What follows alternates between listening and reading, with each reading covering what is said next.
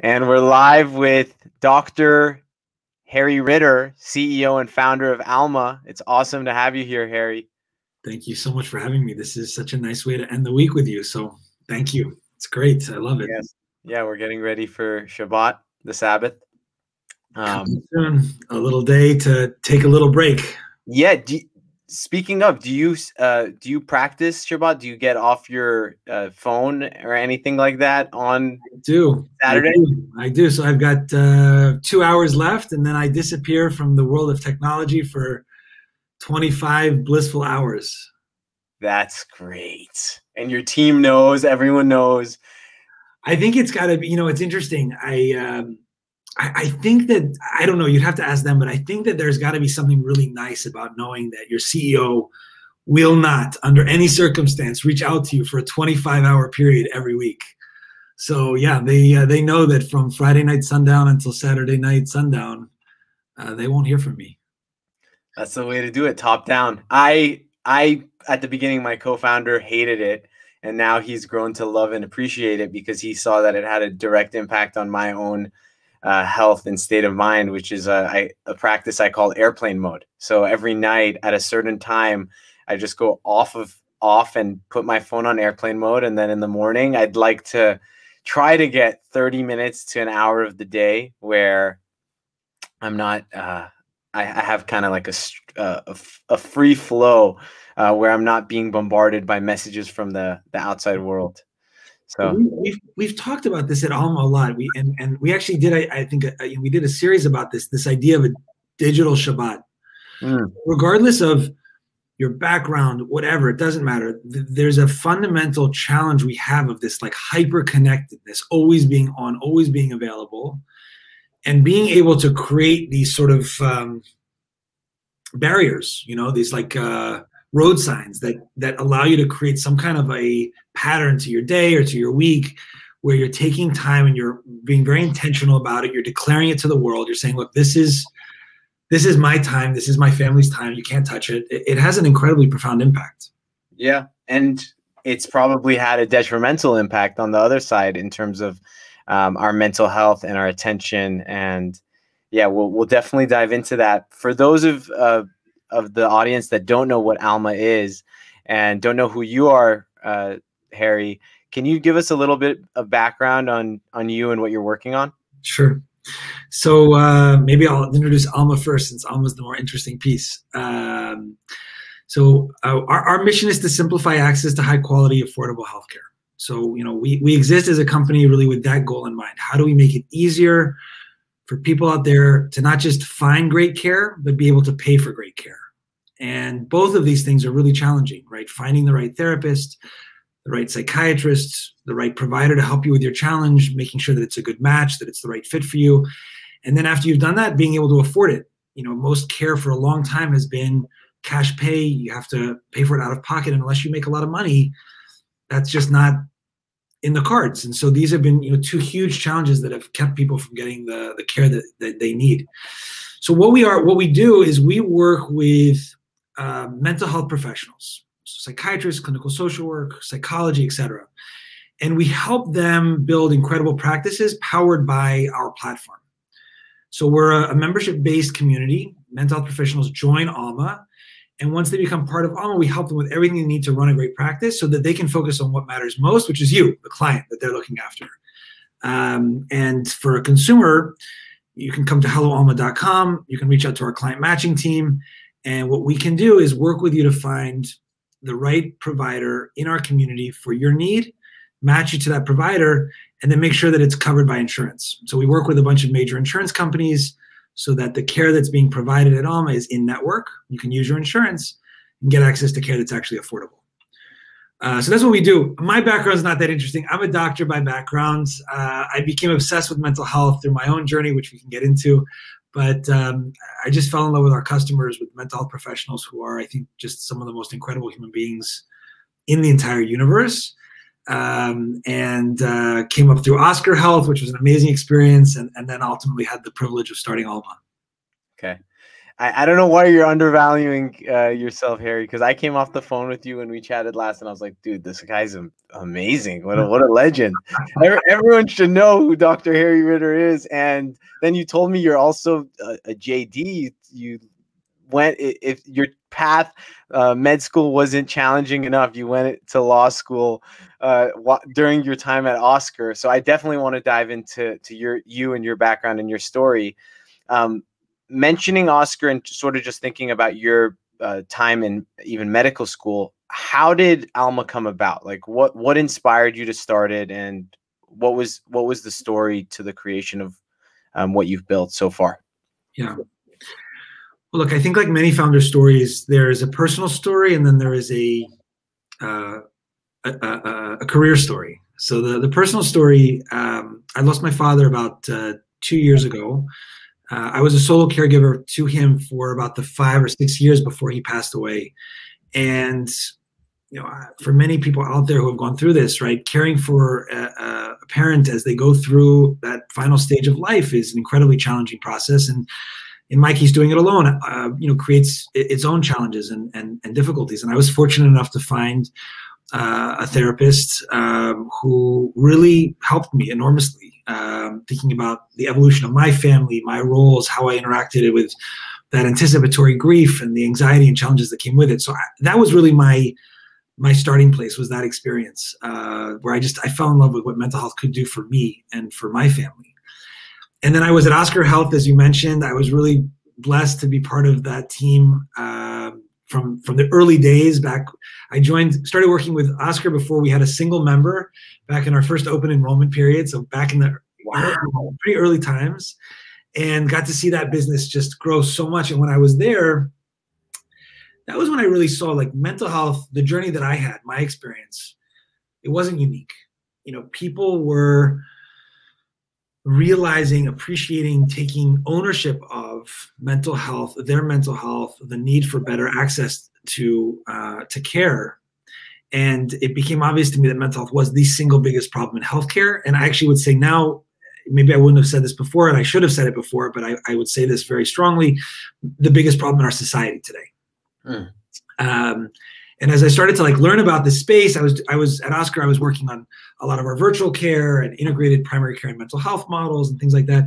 I started spending a lot of time with behavioral health professionals, so psychologists out there in the community. And, you know, I said this a minute ago, I fell in love with these people. Like they're amazing. They're just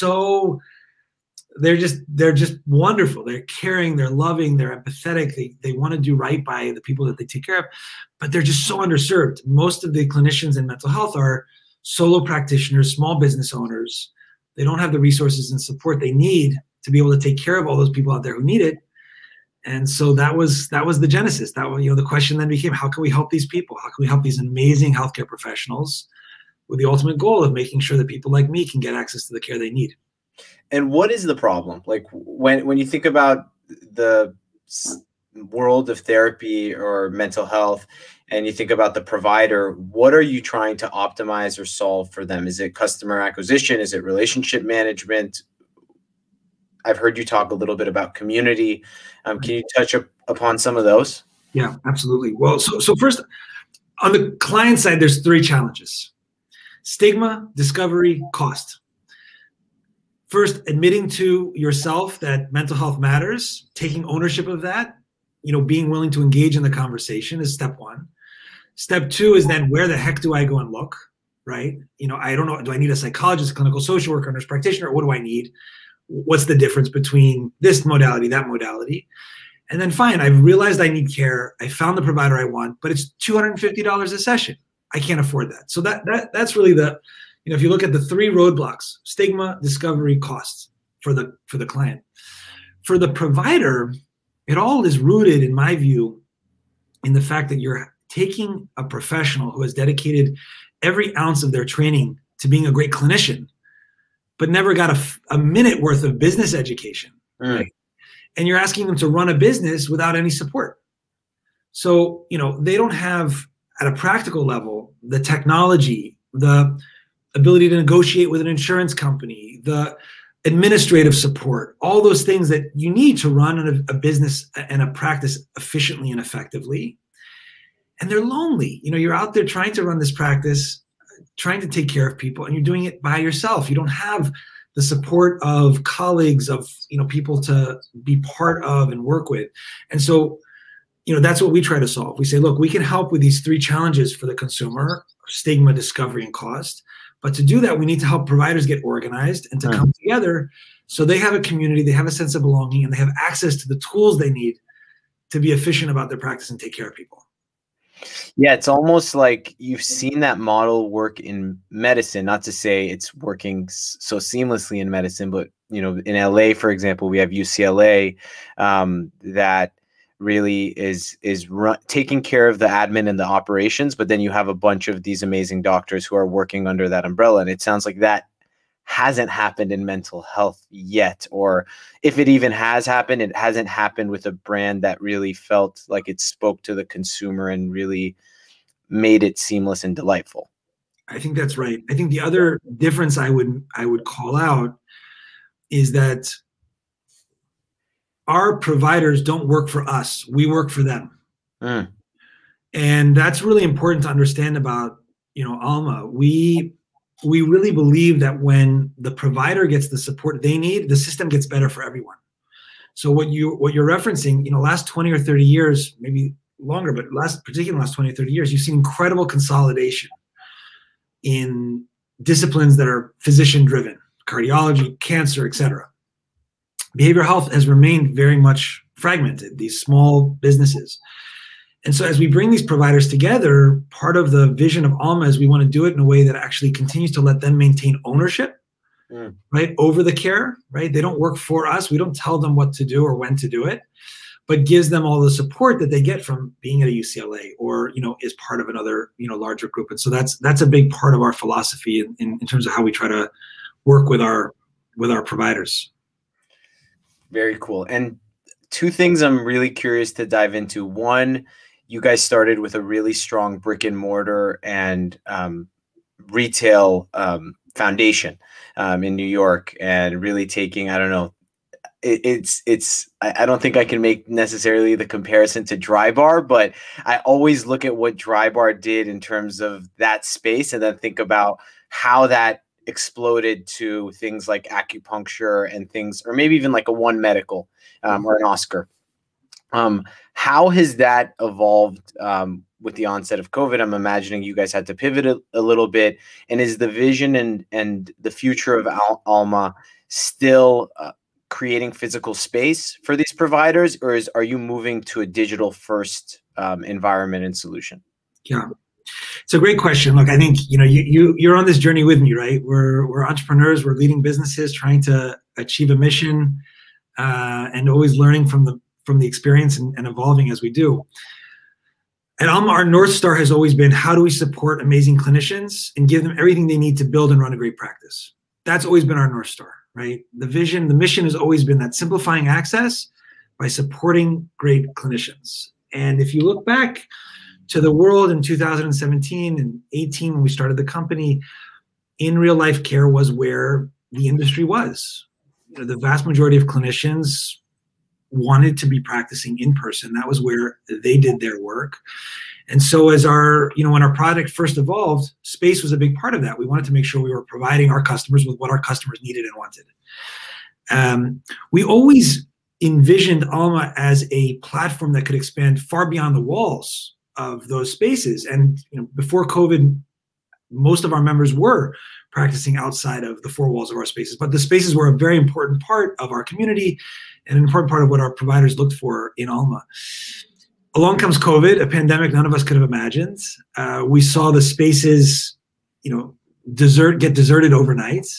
Wow. But at the same moment, the value prop of this supportive community platform that would give you the tools you needed to take care of your clients, to take insurance, and to do that online or wherever you needed to, just took off. And so we saw incredible growth in 2020, where both providers and consumers flocked to the platform because we were offering what people needed at that moment: an easy way to find a provider who takes insurance and a good provider who's supported by a community that's getting you what you need. So that was a big transition for us. I think looking to the future, we're all thinking about this. I think you and I spoke about this the other day, even for CEOs of any company. Do I get an office? Do I not get an office? What's the future look like for in-person care? I was talking to my primary care doctor. I had my checkup last week, and we were talking about this, like what things are you going to do online versus not online, and how does it all work? I think, our plan right now is to continue scaling as a virtual platform, right? Supporting clinicians wherever they are, however they are, giving them the tools and services that they need. I think we will remain attuned to what our providers need always, and we'll always build products and services to support that. But what the future of in real life care looks like, I think it's still very early to know what that's going to look like. And for right now, this is a moment to be scaling a virtual platform.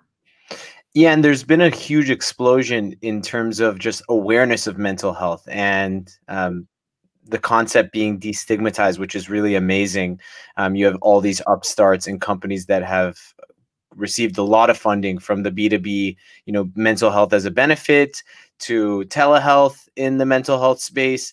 And I think there's now at least a big conversation that has taken the center stage. At this point, what do you think people still get wrong about mental health? Like, with you being on the front lines and understanding it from the provider perspective and the customer perspective, what do you think people should know and are getting wrong today? So I don't know if they're getting these things wrong, but I'll tell you two things that I think are maybe underappreciated or undervalued or perceived incorrectly maybe. But the first is this idea that mental health is always a disease to be cured, right? There's no concept in mental health today of preventive mental well-being, right? It's a very limited concept. I mean, we talk about it in the context sometimes of resilience. We use the word resilience or grit or, those kinds of terms, right? When we want to talk about this concept, but we really don't yet have a well-developed vocabulary to talk about the idea of preventive mental health. Maybe even mindfulness. I think mindfulness is a great example. It's part of this, I would say, grit, resilience, mindfulness. There are these three words, right, that we use that are part of this cluster that we have yet to really define well, which is this concept that if you invest in your mental well-being, you can prevent or mitigate mental illness and mental challenge down the road. It's the same thing if you're, I'm at risk for diabetes and high blood pressure, and I know that I wear a fitness tracker and I exercise and I check my cholesterol, and these are things that I can do to delay or lessen heart disease later in life. 1 in 5 Americans will experience a mental health issue in any given year. Right now in COVID, it's over 60% of Americans who are experiencing symptoms of a mental illness. So this is not something that only a few of us will get. Almost all of us will experience some amount of mental illness in our lives. And we don't have a vocabulary or concept around prevention yet. It's evolving, but I think that's one misperception or an area for us to develop a better vocabulary. The other is, I think people don't always really have a good sense of what they need to find in a therapist. I think a lot of times people don't really understand what's the difference between a psychologist, a psychiatrist, a clinical social worker. Why would I select one over the other? And that's an area where you need, I think, services like Alma that can help you walk through that process and understand it better. So, our client matching service, for example, really works with prospective clients, tries to understand what is it you need, what are your actual goals, so that you can get a much more nuanced sense of what you're looking for before you start care and maybe don't have the right expectations or the right goals set and ultimately come away with a bad experience. And so I think that's another spot where people they need guides. They need people to help walk them through that and help them understand the need more so than they think. And I think that's why services like what we do on our client matching, for example, are so important. And is that a fully digital experience? Like, as a user, do I go through and basically take some sort of intake form or assessment in order to find out what type of provider would be best suited for me, and then I will continue the relationship with that same provider? So our process is a mix of people and technology, right? Like a lot of this in healthcare, there's so much that you can augment, automate, and make more efficient through technology. But oftentimes, especially when you're talking about your mental health, having a person, having a human being who can help kind of guide you through that is really important. So, you can reach out to our client matching team at care@helloalma.com or on our website. You'll go through a digital experience to help understand what it is that you're looking for. But at the end of the day, there will be a human being who looks at that assessment, who looks at our data about the providers that are available and recommends a match based upon a human assessment of the need and how we can best serve it. And obviously, there's more and more we can do to make that more predictive. But I do think, when you're going in to talk to someone about a failing relationship, childhood trauma, whatever it is that might be bringing you to mental health, knowing that there's a human being there at the other end that's going to be thinking about you individually is a really helpful thing. As you were assessing the space and the opportunity in terms of, like, as an entrepreneur, as a founder, like, I'm going to jump into this and build this business, were there any hesitations or doubts around, building a scalable business in this world? And if so, like, do those doubts or hesitations still, do those still hold true today? Or have you come across new sort of challenges as you look at the next 6 to 12 months as a business? Well, new challenges always. Yeah. And fears and concerns and nerves about this or that always. When we started the business, though, the size of this market was always obvious to me. The size of the opportunity, it's just, it is, in my view, the biggest space in healthcare, which is the biggest part of our economy. I mean, the size of this opportunity has always been very obvious to me, and I've never had any doubt about the size of the opportunity. The one question that I had when we started was kind of, is the world ready? And specifically, I mean, are the institutions that need to buy into this ready? Specifically, insurance companies, employers, right? That sort of the people who pay for care and decide what gets paid for. Are they ready? And I think that was an open question. If you go back, 2 or 3 years, I don't think that's a question anymore, right? If you look at the major insurance companies, if you look at industry leaders, if you look at what's coming out of policy, employer groups, et cetera, the awareness about mental health is clear and the trend is clear. And, I feel like to our, to the partners that we work with, the insurance companies that we work with, credit is due. They have really come to appreciate the importance, the value, and they're putting resources and energy behind it. And that's why we're able to do the work that we do today. But that is a question we had at the beginning, and I think one that we're really grateful for the way that the world is responding. And it sounds like you guys have done an effective job at getting those other stakeholders on board in terms of, we even spoke about how you've gotten this insurance buy-in, and aligning incentives there has really helped move the business forward, because as you spoke about the pain points of the consumer, paying for this stuff is really has traditionally been a hurdle. As you think about the system, where else is there the biggest opportunity for innovation? Thinking about something along the lines of, like, I'm a resident or a patient in California, and technically I cannot legally see a patient, a therapist or clinician in New York if they are not like verified or have their license here in California. Do you see that changing with the boom of telehealth? And where else is there still opportunities to tweak the system so it just serves everyone better? Yeah. Well, I'll make 2 comments. First of all, you talked a little bit about, how we have been or tried to achieve real success by getting the different stakeholders aligned and helping to make sure that partnerships works. I think it's just really important for businesses in this universe to always make sure that the products they're building create value for everybody in the equation. So for us at Alma, the client gets access to in-network care that's affordable, where they get help finding the right clinician. The provider gets efficient, easy, experience taking insurance, running their practice, and, the facilitation of insurance that makes sense and works well for them. But you also think about the insurance company and how are you servicing their needs by creating better access, by serving them better, by helping them better serve their key customers, the employers they work with, the other key stakeholders in the system. So I do think that's just an important kind of macro comment about this space, that it's, I think, really important for businesses in this area to be thinking about the various stakeholders and making sure that how they're designing their business model isn't zero sum, that there's value created for all of the key stakeholders. In terms of the big white spaces for some of that growth, I do think you hit on the biggest one, right? Which is virtual care and cross-state licensure. And what will happen, during COVID, we've seen a relaxing a lot of those rules, waivers that states offer for people to be able to practice across state lines. What does that look like in 12 months from now? Do we go back to a protectionist, state by state kind of a thing, or do we acknowledge that anxiety looks the same in Nebraska as it does in Wyoming, as it does in California, as it does in, Florida? And also that in a post-COVID world, people may be moving around more than they did before. And so you're creating barriers to care that just don't need to exist.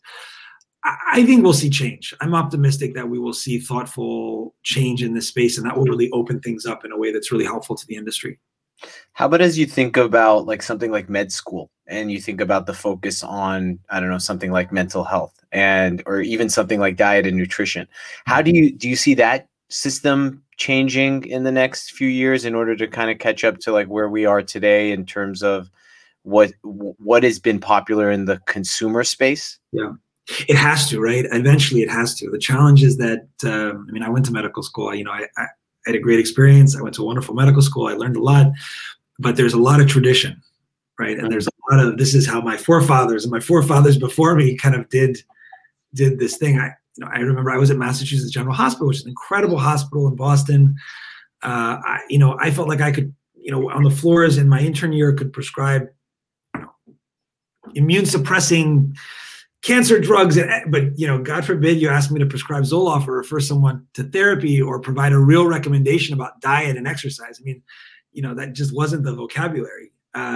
It'll have to come from us, though, right? It will have to come from patients, from the industry, where we're saying, look, this is what people want, and for you to be effective at what you do, you have to understand this, and you have to be able to really work with this piece of it. And I think that will happen, but it will have to come, I think, from the consumer, from the outside world, to say, look, this is what people care about and what they want to see.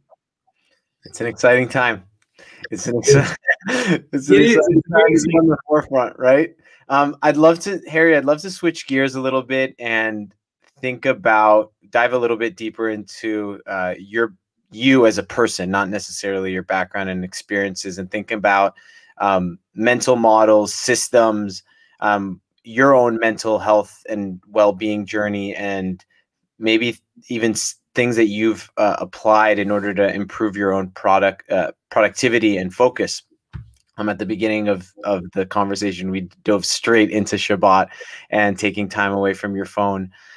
Thinking about first on like the productivity and focus side, are there any other habits or practices that you've applied or maybe learned from someone else that has allowed you to maximize your productivity and your time? I think the first one, and it's connected to this concept of Shabbat that we were talking about, but I think you can take the concept and apply it throughout everything, is intentionality about time. You have a certain number of hours and minutes in a day, and if you are not intentional about what happens when, it really makes it difficult to get into flow. So one of the things that if you look at the week, right, Friday afternoon marks a certain moment. There's something that I can expect on a weekly basis that I'm acclimated to, that I get from the world on Saturday when I'm offline. When I come back on Sunday, there's a certain thing that I can expect to get from the world on that day. And I've tried to bring that into my calendaring system. So I try to make it so that, for example, there are certain kinds of meetings I take on this day, certain kinds of meetings I take on another day, so that I can get into some amount of flow. Because I think that makes a difference. And just having that intentionality about time, I think, is really, really important. It's been very impactful for me. Super cool. Yeah, I'm trying to get personally better at that. Like, I've started to take out Mondays from my calendar in terms of like meetings booked, in order to have that day to kind of like come back from the weekend and be strategic. And I think even as you think about mental health, like, aligning your intentions with your behavior when it comes to time is like the hardest thing, whether you want to create time to work out, whether you want to take time to see your loved ones. I love that you hit that. As you zoom out and think maybe about your well-being practices more broadly, is there anything else that you do for your physical or mental health that has had a profound impact on your business and your leadership?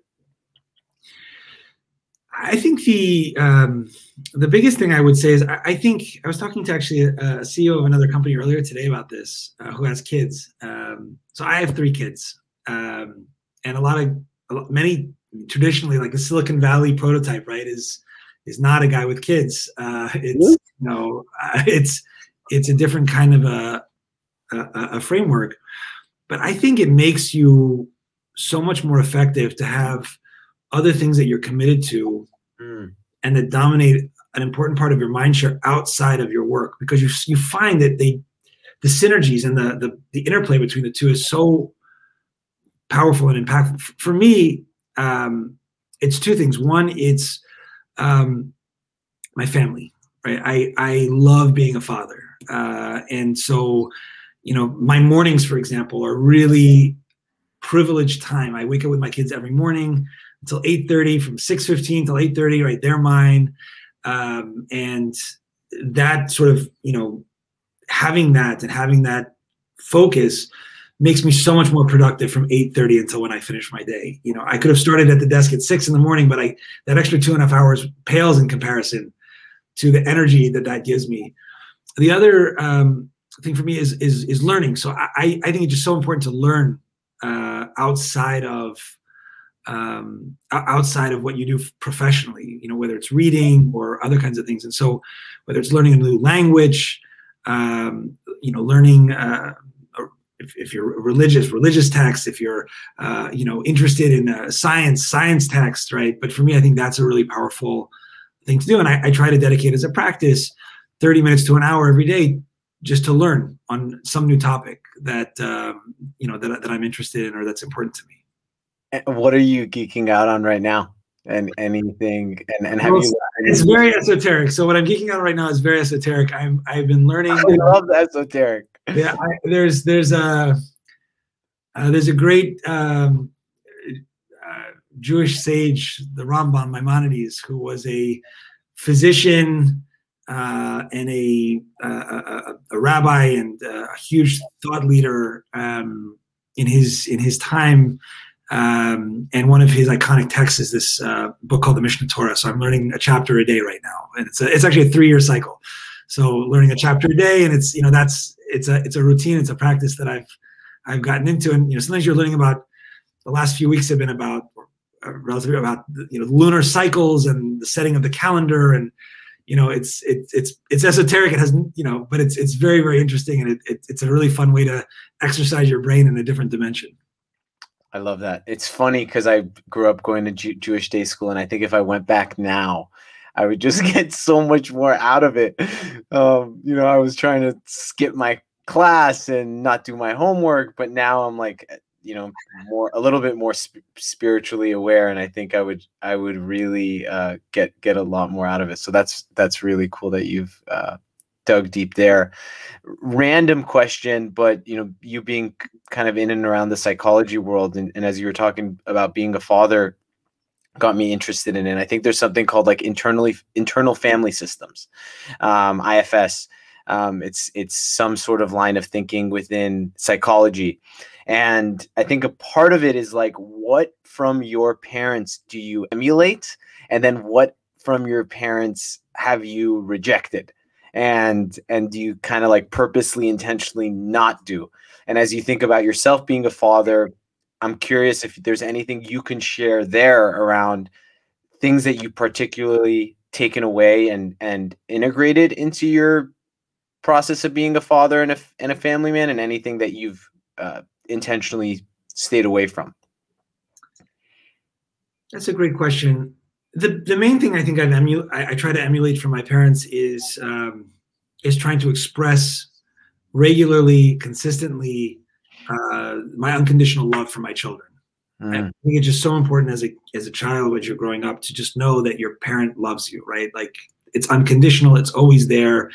And, you know, I think sometimes we make this mistake in love relationships that we assume that once you've heard it once, I shouldn't have to repeat myself. You know, if I say to my wife, I love you once, I said it. Yeah, nothing changed between when I said it last and now. So, you know, you should kind of assume the default, but that's not how we work. We, especially from the people that we are closest to, you know, we actually need to hear that even more from them. And I think my parents always did an incredible job of prioritizing me and expressing that unconditional love. And I think that's something that I've tried to bring into our own home.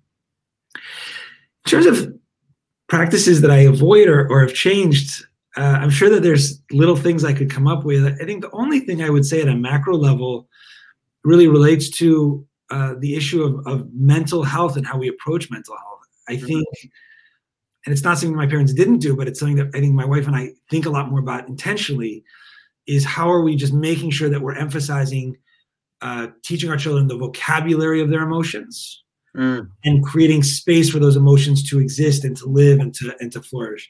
And I think my parents did a great job of this. I'm not saying this is something that they didn't do, but I think that there was less of a sense that this mattered when we were kids. Yeah, maybe more of a focus on like the grit and the perseverance. Like, I think so.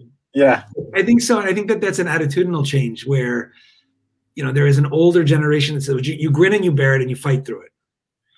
And there's a newer generation that says, if you really want to fight through it, deal with it. Right? And you will be more powerful for that.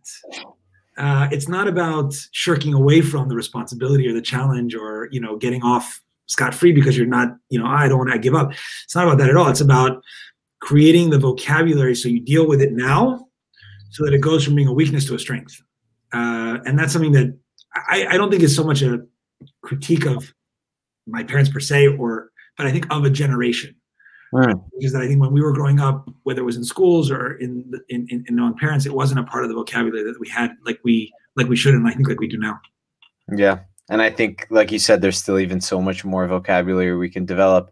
On the topic of fatherhood and leadership, would love to close out the conversation, you know, with maybe 2 more questions around you as a leader within the company. And as you think about your own leadership style and the well-being of your employees, of your providers, how do you invest in that as a CEO, as a leader, and think about your people having their cups full in order to be able to give to your customers and your other stakeholders? For me, a lot of my philosophy and approach it begins from the question of how do you think about your employees and your teammates and your customers? Do you think of them? How do you conceptualize them? And what I mean by that is, for me, it's really important, and part of our culture at Alma is that everybody who works at Alma is an adult.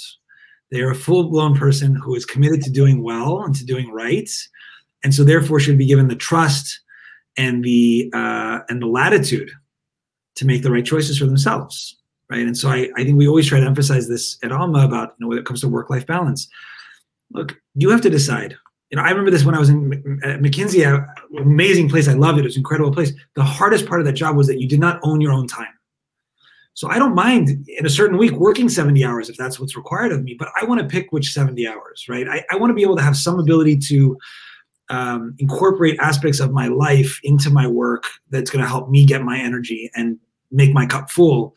And I think it begins from, do you think of your employees? Do you think of your teammates? Do you think of your customers as adults who, when given the resources, will make the right choices? Or do you think of it more paternalistically, where you have to tell them, you know, you're a 3-year-old child or whatever, you've got to eat your broccoli before dinner. And so, you know, for example, we have a mental well-being stipend we provide to our teammates, very, very connected to what you do and why I love what you do, where ultimately what you're saying is you decide, you know what you need, right?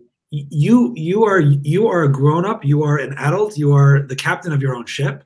And that's why I think what you guys do, for example, is just so important, why I think adoption of your product should be through the roof. Because if you come to the work with this orientation that these are adults who I want to help, by giving them the resources and then letting them decide, I think you can get to a much better outcome and to a better place. And then the only other thing I would say on this is, I think we also all failed sometimes to express enough gratitude to each other. Mm.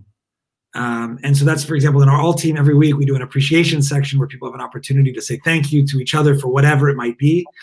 I think if we all took a little bit more time just to say thank you, it would help a lot. And it's a value that we hold very dear at Alma. How do you express gratitude to each other, to the world, for the opportunities that you've been given? I think it creates a lot of really great outcomes for how people feel.